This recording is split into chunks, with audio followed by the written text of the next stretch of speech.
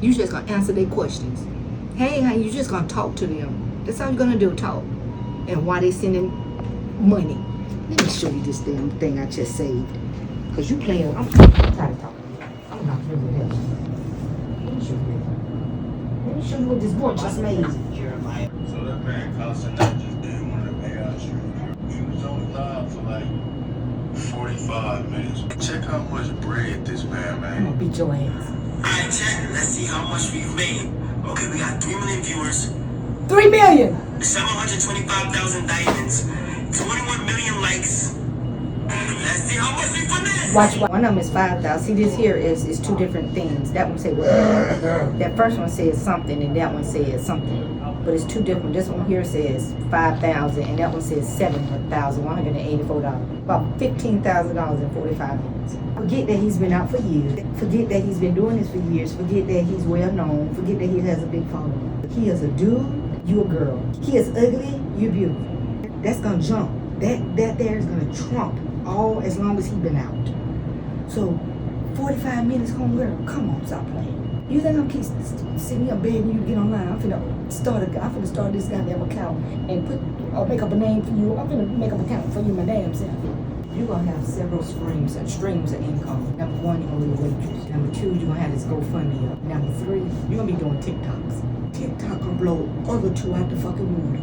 You ain't even got to leave your fucking house. You ain't even got to have a damn house for TikTok. And you just in here like, I'm talking to a fucking wall. Feel like I'm talking to a wall. And you see it, but you see it. It's like you're hiding from somebody. You don't know what it is. I feel like I have my own certain niche with certain things. Okay. Well, I'm just throwing stuff out there. I'm just, you know what I mean? You ain't got to do it.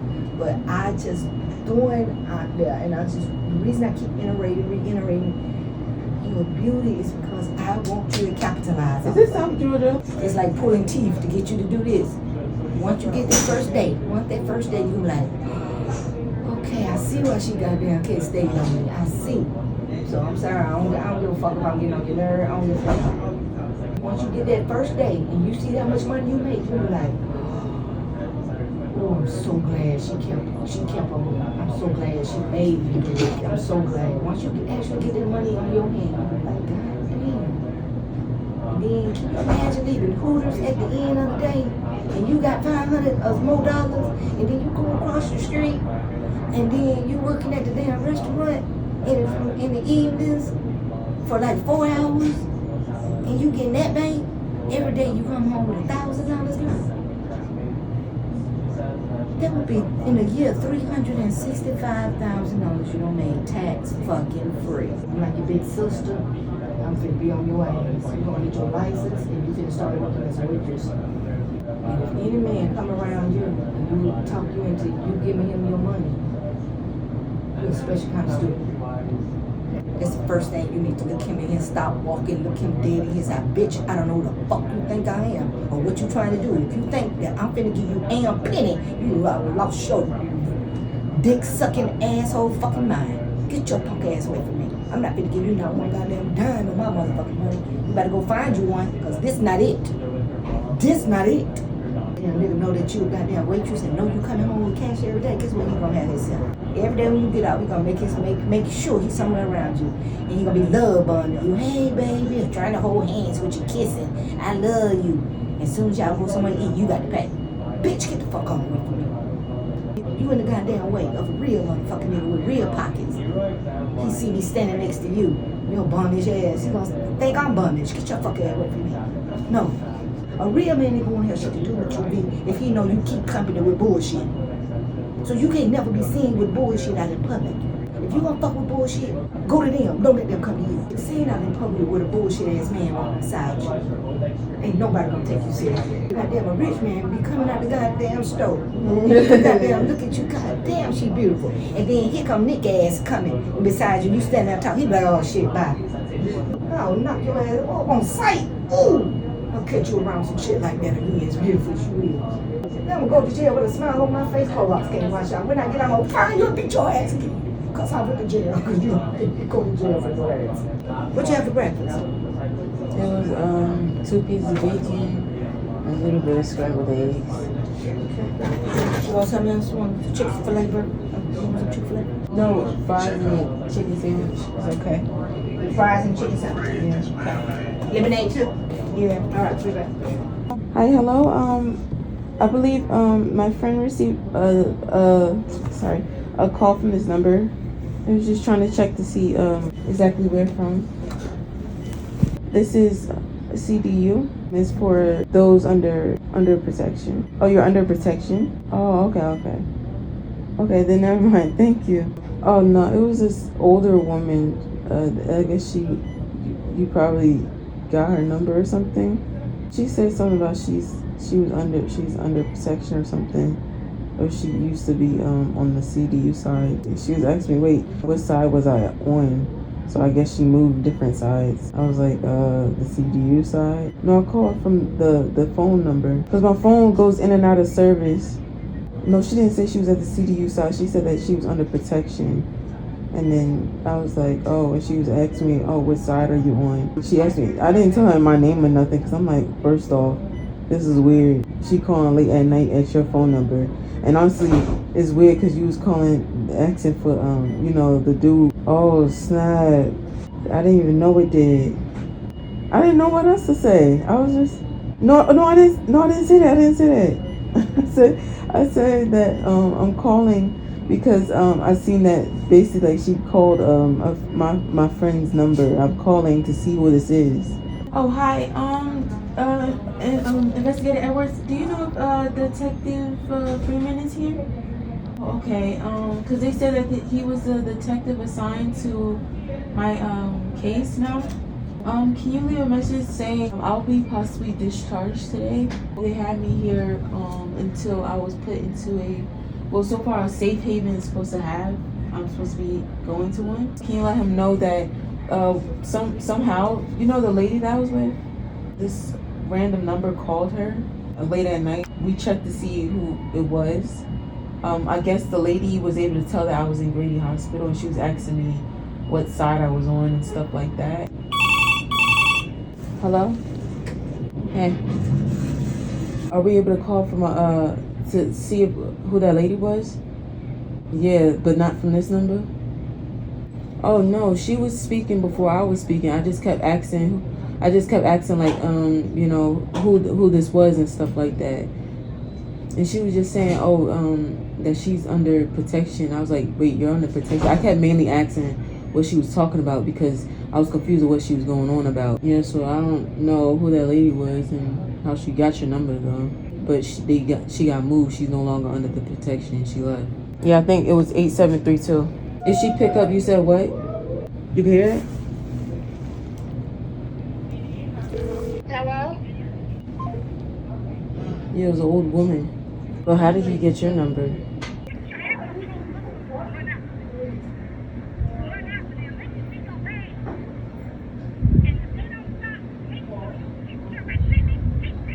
Oh, she's here. She's coming, yeah.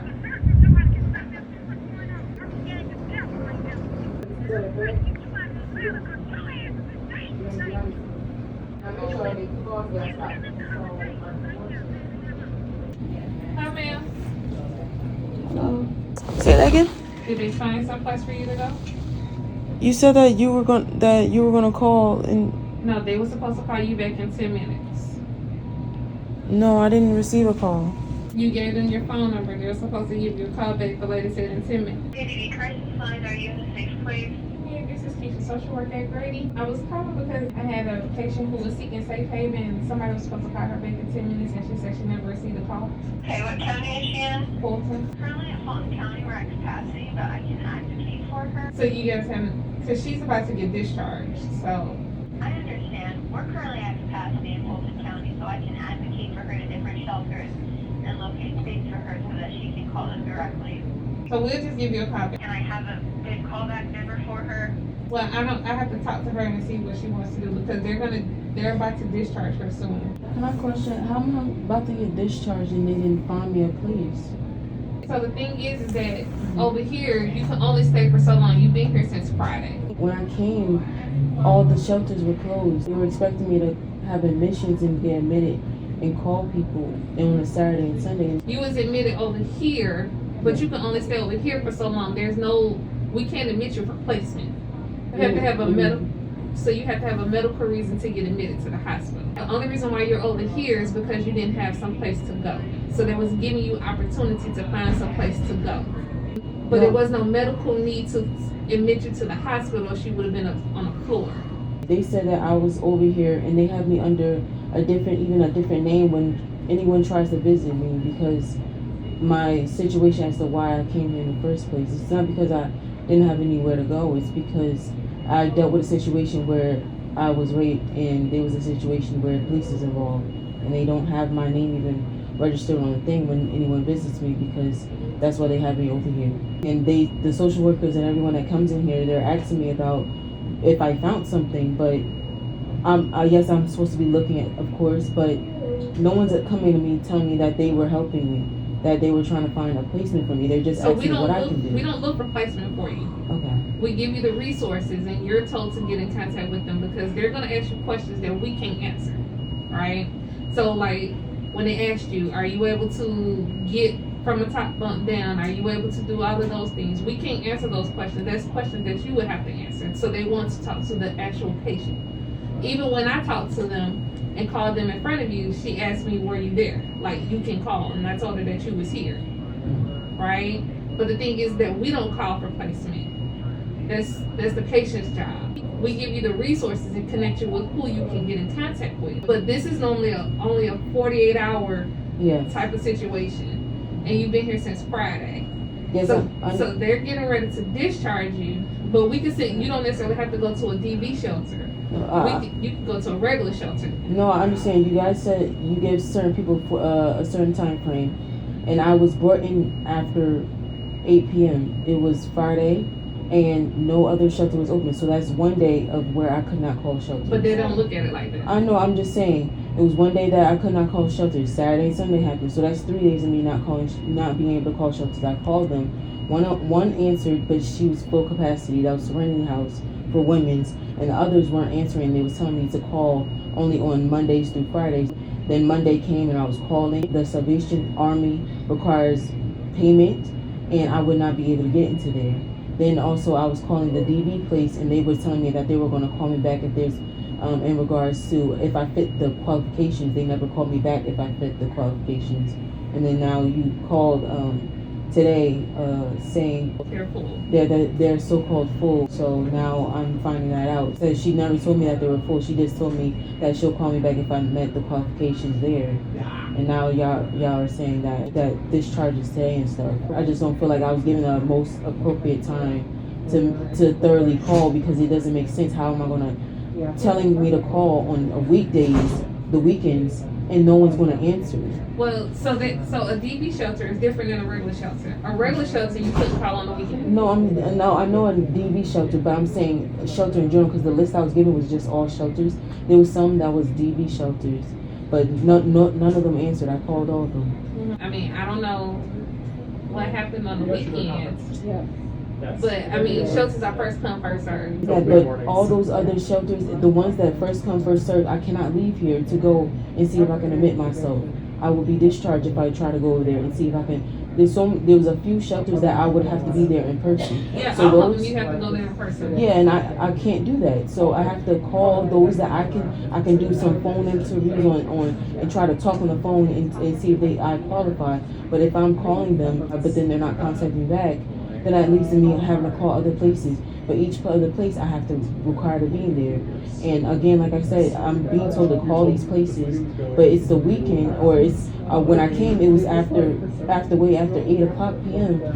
All these other places are closed, so that I was literally just calling and getting responses technically Monday, which was yesterday and today. And that's all I was able to do. I mean, so unfortunately, the time you came in, it's not looked at like that. I mean, that's why we're trying to come up with a plan. I'm gonna be honest, it don't seem like anyone's coming up with a plan. It's just everybody's asking me what my plan is and what I'm gonna do. And it's just like, okay, but what are y'all doing to help give a plan out or give an idea out? So because so far we it's just helped me. you. by giving you the resources. It's the patient who has to advocate for themselves also as well. What is anybody else doing to make sure that I obviously leave this place? We do medical needs. We don't do placement. Like, we can't admit you for placement. You guys are questioning and like rushing me and asking me what's my plan and what I'm going to do, and I'm only able to do so much because if no place is answering, then at this point We can send you to a regular shelter. It's first come, first serve. So we could send you there, right? And then if they don't have any space, they just don't have any space, unfortunately. Okay, so basically that we'll send you to a shelter, but if they full and then that's nothing we could do about it. I don't know what you can do. So where were you at before you came to the hospital? The lady that helped me, she was the one that called me because I was in a situation where I was potentially about to be sex trafficked, and I was around these two people. I had ran into them and I had met them, and she had called the pad people, and then they contacted. They brought me to the hospital because the fact that my leg was messed up a bit, and the fact that the rape situation. They investigated the situation. They did a rape kit, and then they got police involved because they asked me if I wanted to press charges, and that's why. And then when I was about to leave from here, we were supposed to go to Salvation Army, but they were supposed to pay for the resources for me to go there. But even so, when we went there, it was after 8 p.m. and the beds were already full, so we had to turn back around. And we contacted one of the ladies here, I think a doctor over here. She's trying to figure out where I was going to go. After I leave the hospital, I was supposed to go directly to Salvation Army, and they were going to provide the funds for it. It was too late, and they didn't provide the funds for it. So she said, okay, we're going to, she contacted a doctor over here, or someone over here, to get me a bed over here until I find a safe place to go to. A social worker that came in here was constantly saying the same thing, and nobody has done anything. But y'all expected me to find every little place, and it's, how am I going to a safe place and you're saying that I'm gonna just have to go to a regular shelter? There's no room, but you just said if there's no room, then I don't know what to tell you. We can send you to a regular shelter. Yeah, but you just said if a regular shelter, if there's no room and there's no way that where y'all can put me, then you don't know what to tell me. But no. So what I'm saying is, it's like that with every shelter. It's first come, first serve, right? We can't guarantee a spot anywhere. Okay. The thing is, though, is that it's easier to get into a specialty shelter because it's not that many people who need them like a regular shelter would. So, for instance, if you have 100 women, right, and 100 women, out of all of those 100, maybe only 20 would need DV shelters, but all of them could be homeless.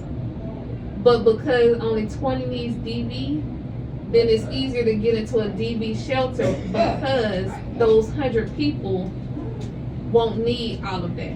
Only 20. So that means 80 women would need regular shelters and 20 women would need DV shelters. But the thing is, unfortunately, it's like that with any shelter, is that if there's no space, there's no space.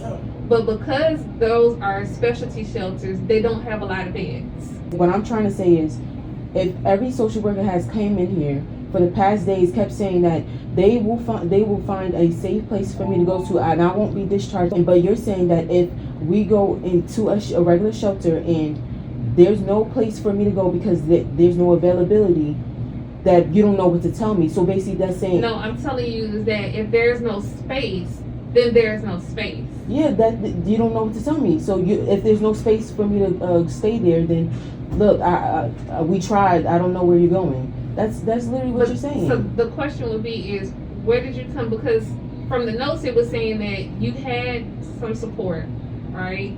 No, and I didn't have. You had a friend. I did not have support. If I had support, I would not be in here. I would be with whoever that y'all are saying that wrote it down saying I had another place to stay. If I did, trust and believe, respectfully, I would not be in here. I would not be taking up no bed because I know there's other people in this world that may need this bed. I'm not like that. But obviously I was here, and trust and believe, I was not trying to stay here this long. But obviously due to the situations, I had to stay here until I was found a place. And of course I was trying to call, and I called all the numbers. I've called several times. Okay, so let me ask you this. Hypothetically, if you was to stay in the hospital until you found some place, right? Say tomorrow, they still don't have a vacancy. Or then say Thursday, they still don't have a vacancy. And then Friday, they still don't have a vacancy. Like, what would be the plan? if no place has a vacancy, obviously I have to leave. I already know I'm not going to be staying here forever. I know that. I know I'm going to have to leave. But my problem is the fact that everybody's coming in here claiming that they're going to find a safe place for me to go to, and that they're going to be looking. And not just, they didn't say, oh, it's just for me to do. Even though they'll come back and then they're asking me what my plan is. But they're also telling me that they're working on finding a safe place for me to go to, and don't worry, we're gonna find a place. The couple of white guys that came in here said the same thing to me, and it's just the fact of how if I'm looking for these places and the responses I'm getting from these places, I'm not getting any good responses, and then y'all basically saying if we send you to a regular shelter and if it's full, then basically like. But you're focusing on if we send you to a regular shelter. It's like that with any shelter. I understand that. Regardless of any shelter or regular shelter, I'm just saying, you're basically saying, you guys have said that y'all will send me to make sure that I'm safely sent to a placement. And a couple of ladies here even said that I won't be discharged until I'm put in a exact place. That means that y'all were supposed to be helping me, along with me helping my own self find a place for me to go to, and that when I find one, then I'll be discharged. That's how many people kept telling me that. But and then in social work, we don't call the numbers for you, because again, they're going to ask you questions that we can't answer. I understand, but this is we can connect you to resources, and that you would have to call, because as you saw, they started asking you or doing an interview with you over the phone that we can't assist with. We can't answer those questions. I understand, but why then was every social worker then telling me that? Because I don't know, because we don't have white male social workers.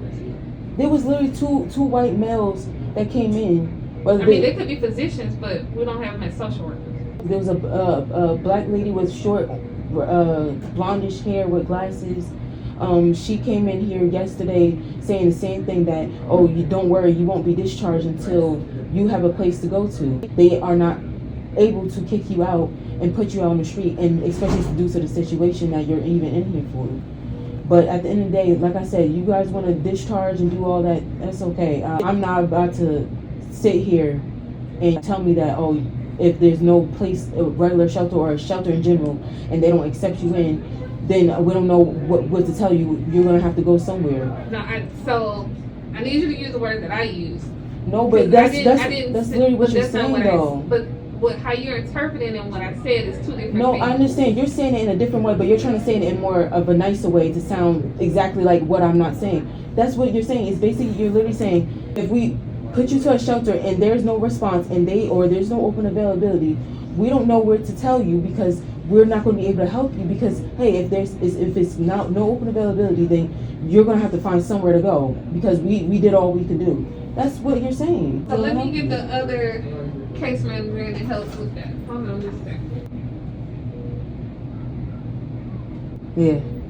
No, I'm saying that's literally what I was told. Everybody was saying that they won't release me and discharge me until I have somewhere to go. And you was here when that lady said the same thing, where I won't be discharged.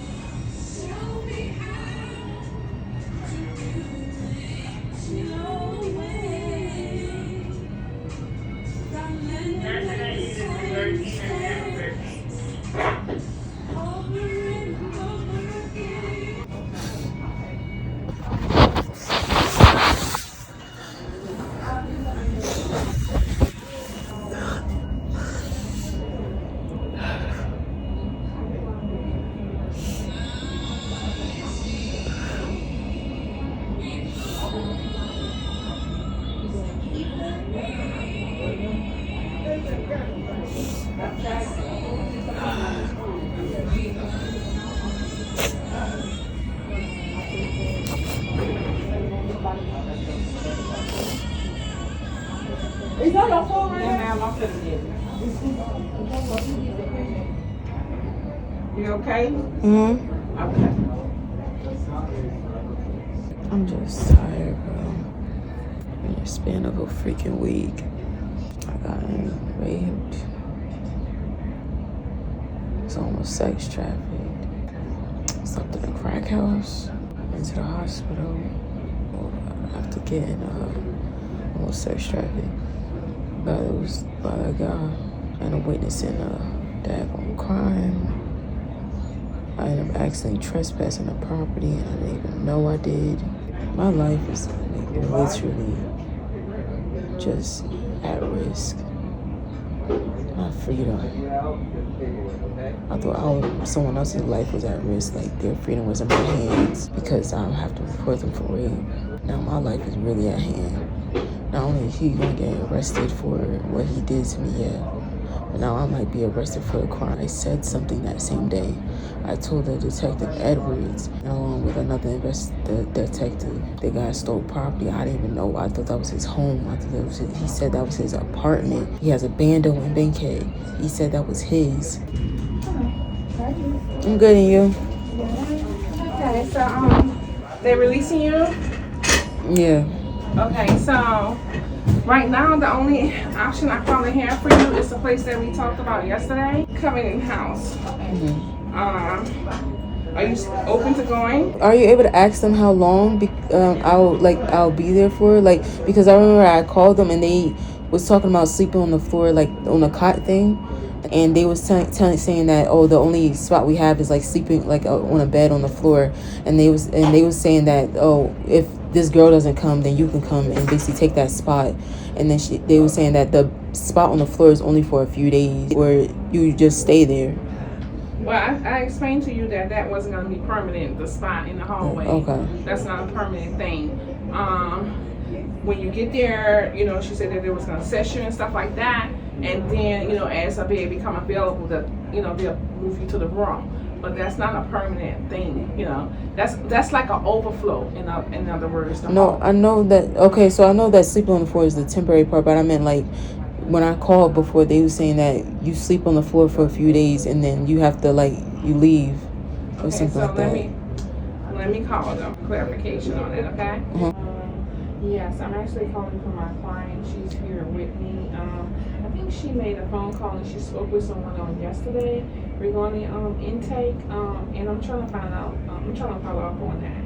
Okay, we're calling in capacity in Fulton County, but what I can do is begin advocating for her to different shelters to ensure that we have space for her, and I can give her a call back. Can I have a direct number for her? Okay. I know her phone has been going off and on. She's still in the hospital at Grady because they try to find somewhere before they release her. Domestic violence shelter. But you can reach me. You can call her on my phone, because her phone has been going on and off while she's here in the hospital. Okay, I will begin advocating now for her, and I'll give this number a call back once I have more information on the shelters I have. They told me that they would discharge me until I have a place to go to, but then she then tells me that I'm getting discharged even if I don't have. Yeah, because it's kind of tricky. They will hold you for a day or two, but then they'll discharge you due to quote bed space and stuff. They supposed to help find you somewhere to go, but it doesn't always happen. Yeah.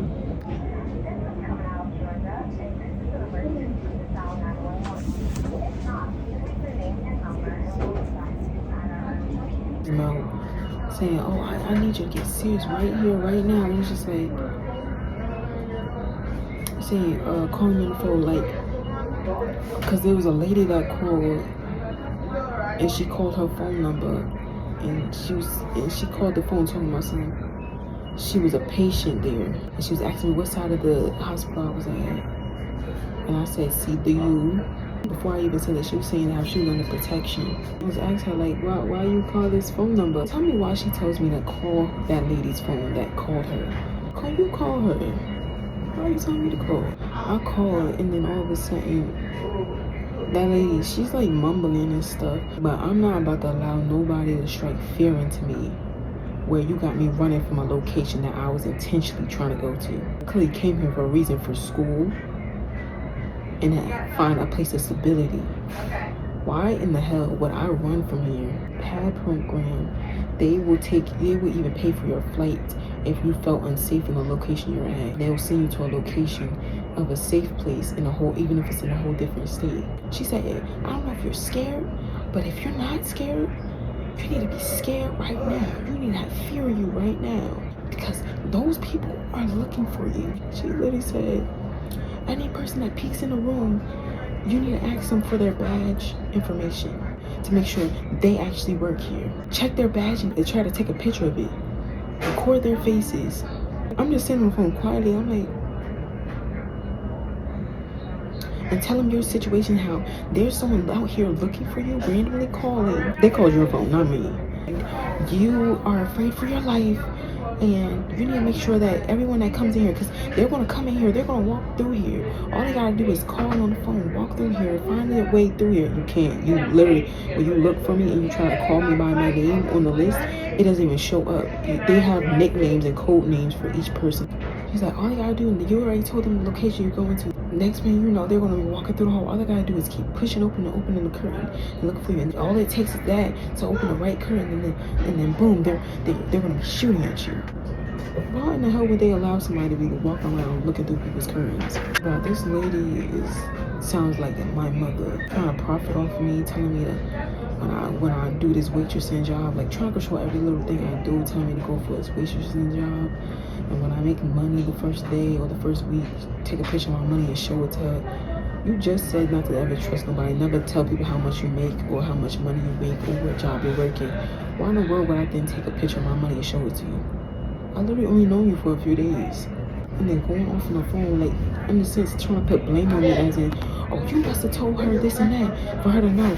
No, she's not. And then saying like, oh, I'm scared for you. I'm scared to be around you. Then you don't. It was an old freaking woman. She said, when the lady answered the phone, she told me to call again by *67. Again, you tell me to call from my phone. Oh, all of a sudden her phone don't work. She can't see her screen. If she can't see her screen, how the heck was she calling me? She would tell me there's nobody around so she could use their phone to call the lady. It's just like, how are you calling me? This woman wanted me to call this number because she was afraid of calling back a random number she's seen, and wanted me to call, not give a damn about my safety. That's what it's giving. You didn't care about my safety. You wanted me to call because you didn't want to test the waters and call that number, and it ends up being somebody that was actually looking for you. Then why aren't they calling my phone? Like the fake concern, acting like you care for my safety. How? And you just put my safety in harm's way by telling me to call them. If that person was actually standing by that person, that was a setup, they know my voice. People could come in with fake uniform and a fake badge on. This is the type of paranoia, narcissistic crap my mother would do. She was like, yeah, if you're not thinking about moving to out the state and going to another state, I bet you better be thinking about it now. It's the best time to be looking at it now. Because these people are looking out for you. They're looking for you. You hear the way she said hello on the phone? That ain't no older woman. That's a young lady. That's probably either his friend, his sister, or that could be his girlfriend. He was literally, I swear on everything. She literally was like, you need to chase after them and tell them you need to take a picture of their badge. And I'm like, what the fuck I look like chasing after a doctor telling me to let me take a picture of your badge? Fuck I look like running and chasing after, almost assaulting a doctor to take a picture of their badge. This is like the 5th time she's done that. Calling this random number back. That could have actually been a situation where he could have been looking for me, sent somebody to call me. You put me in danger yet again. It don't matter if it's a *67. Why would you do that? Tell me, oh, you're gonna get this waitressing job, you want me some money, you wanna work at the Shake a Booty Club and make some strip club and make some money, do waitressing over there. Bottle service girls twerk and they dance and they wear provocative clothing. I'm not doing that. I might as well then apply to be a stripper. They didn't even ask me if I know how to twerk. But you care about my safety and concern about me. They're telling me to go downstairs to the precinct because they have a police department down in the hospital area, sitting there and telling my situation. There's no one looking for me. If God sent me here for a reason, I'm here for a reason. And I don't give a damn if I want to leave. If he ain't telling me to leave and get up and go, guess what? I ain't get up and going. You know how bad this week was? You think I want to stay here? I'm here learning all this crap. I'm going through what I'm going through. Trusted a dude, though he was cool, got me a hotel and he ran off on a bill, not responding. Lied about his mother catching cancer all of a sudden when he gotta pay the freaking bill for the hotel. Ran into another guy. Slept in his homeboy's small tiny bedroom that was hot as heck. Dude wanted me to stay with him like this struggle love. ew. This 30-year-old grown freaking man and cursed me out because I didn't want to stay. And today, that day was his daughter's birthday. I don't give a damn if it was your mama's birthday. Man, I was walking around for over 12 hours with that dude. Ankles swelled up and it was real hot. And I was carrying around a heavy book bag while back. My body was in pain. You think I'm finna follow you around for more hours and ain't nobody ever showing up? This is my cue to go. I ran into this other dude. He seemed pretty cool. I'm not even gonna lie. He was asking me if I wanted to sell him some food stamps. You know how many times my gut and spirit done said something? Non-stop, I've been running into people where I would see the red flags the second they spoke. Felt in my gut, felt in my spirit that something was off with me, but I stuck around. I was so desperate for some shelter because I was scared of sleeping outside and being outside homeless. Only times I ignored it and I wanted to depend and trust on a man to help me. The only man that can help me is God. You know, every shelter they'll say, oh, all of a sudden we got open availability, it's open availability. Next man, you call them. Oh, we don't got no open availability. Who told you that? We're not taking anybody. Every place I'm calling, if they turn around and say it's open, we have open space, all of a sudden the next minute saying that we don't. Who told you that information? One of the places they said I could come. I call them next day. They got open spots and they saying, oh no, this is just for all men. So why did that man tell me I could come? 4 people I met this week, 4 dudes, all felt something in my gut about them, that something was wrong. Should have left. Especially when I was in that dude's home and I felt it in my gut, hold on, this dude's sneaking me in here. These people don't know I'm in here. A second. But I was so exhausted, my body was in pain, so much pain. I should have, you know what I should have done? I should have just left. It's so easy for me to say it, but I was just so tired. You know, I should have done is probably just sat in the chair and went to sleep in the chair or did something. But I honestly should have left because I felt something was wrong. That was off with him. I ignored it. And guess where it had me? In the getaway. Telling me that, oh, you need to finesse these dudes. She telling me not to trust these dudes, not to get in the car with them, but then you telling me that for a dude to pay for my hotel. Don't let him come in the place unless he paying for it. I'm trying to see my money because we want to see how much I make. And then when things turn over and you done help me, then you want to expect me to be helping you financially. Then next minute you wouldn't be asking me for money because you felt like I owe you all the advice and all the things you helped me with. You was by my side. You paid for Chick-fil-A for me twice. Even when I first got to the hospital, they calling her trying to figure out where she at. Because my phone is in her car, my book bag in her car. All my identifications in her car. Because it's in my book bag, it's in her car. And she held onto my wallet for me and stuff like that. Why all of a sudden she's calling, they're calling her to figure out where she's at. She's not responding. Then when she finally does, they saying her name is Michelle Thomas. I'm like, Michelle? I'm thinking they talking about the women in the PAD organization that helps with sex trafficking, people in homelessness and people that got raped and stuff like that. I'm thinking, okay, maybe they told her. I'm like, no, the lady's name is such and such. I've never heard that name before. They say, well, I don't know, the lady's name is this and this. Then they turn around and pass me the phone number, so I could talk to on the phone. Ain't nobody on the phone. I found out later on that this lady gave them a fake name called Michelle Thomas. Why are you giving them a fake name? You intruded yourself in this. You could have just had me call Patty, put my information down, and them just speak to me. Not include your name. You didn't have to tell them your name, none of that. But you decided to tell them your name on the phone when you first called. Then when you at the hospital, you surprised that they calling your name and trying to figure out what your name is. You involved yourself. Well, you could just respectfully say, I don't want to give out my name. But why give out fake name is weird. It was just like alarming. It was just like, what are you hiding from? Why you don't want to give them your name? They managed to find out what her name was. I even found out what her name was. I thought it was Angelina. When the nurses came in, they was like, oh, this is one of the ladies that she says her name. And she was like, looked like she got scared of it. She was like, huh? How you know my name? How did you know my name? Like, she got mad serious. She tried to call her by her name. She called her Angelina. And that lady played it off real smooth. She was like, oh, it was just a random guess. You know, because you're this younger girl's Angel. And I'm just like, I'm thinking in my head, why is this chick panicking because they found out her name? You know you called. When you first called, you said what your name was, right? So they documented it down. They cannot find out what your actual name was. So guess what? They probably had a contact them to figure it out. Since day one, it was a little weird. She didn't even let the nurse, she could have at least dropped my stuff up and said, hey, I got this woman's stuff. give them my name, say this in this situation, they could have brought her up to my room, gave my stuff away to me. So she didn't leave. And I'm looking around for my phone, all my stuff. So she was switching up stories since she first called them. Then as the time went on, the story is changing how she was, the reason why she was there in the first place. And she lives in her car and she's in need. And when she would say, oh, they got a hotel for this place, they give you for you the hotels and this and that.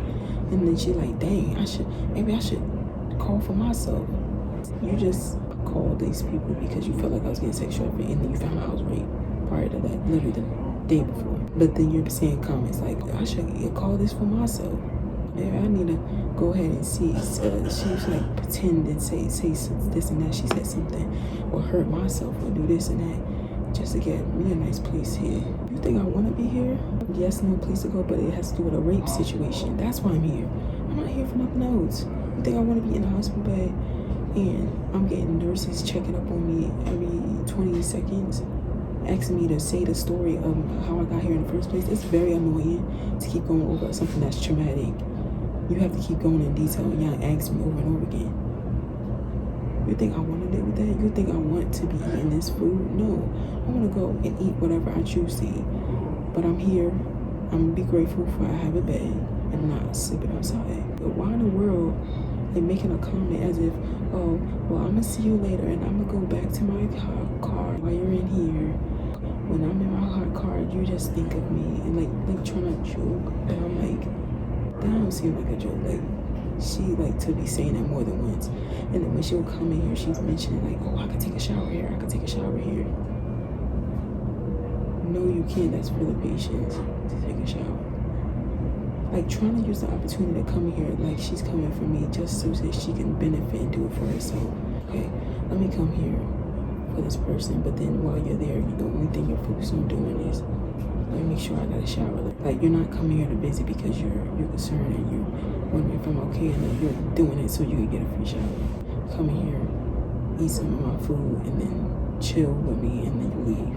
There's so many weird people I ran into this week, and honestly, it's just to teach me that I need to stop trusting people so much. And that's one of the problems I've always had with being very nice and friendly to people, even though it's clear as day that the person's spirit ain't right. There's some people in this world who will literally use God's name, speak on God like so highly, even lie and go to the extent of saying, I said this, God told me this, God told me this. There's so many people out here that will literally act like they got the Holy Spirit in them. And God's telling them this and that. I would rather choose to listen to my spirit and my gut than my mind. The devil can trick your mind, but he cannot trick your spirit. The Holy Spirit resides in you. The Lord will touch your spirit, make you understand what's wrong with that person. And the devil will try to trick your mind into thinking, okay, this person is for me, this person is right for me, this person is good, this person is this.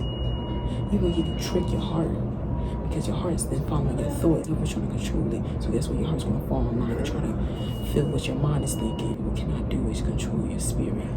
He cannot control nor give you the Holy Spirit, the gift of discernment, and be able to tell who's bad or good. See, the devil would trick you into thinking good is bad and bad is good. But the Holy Spirit is going to make you understand and see good is good and bad is bad.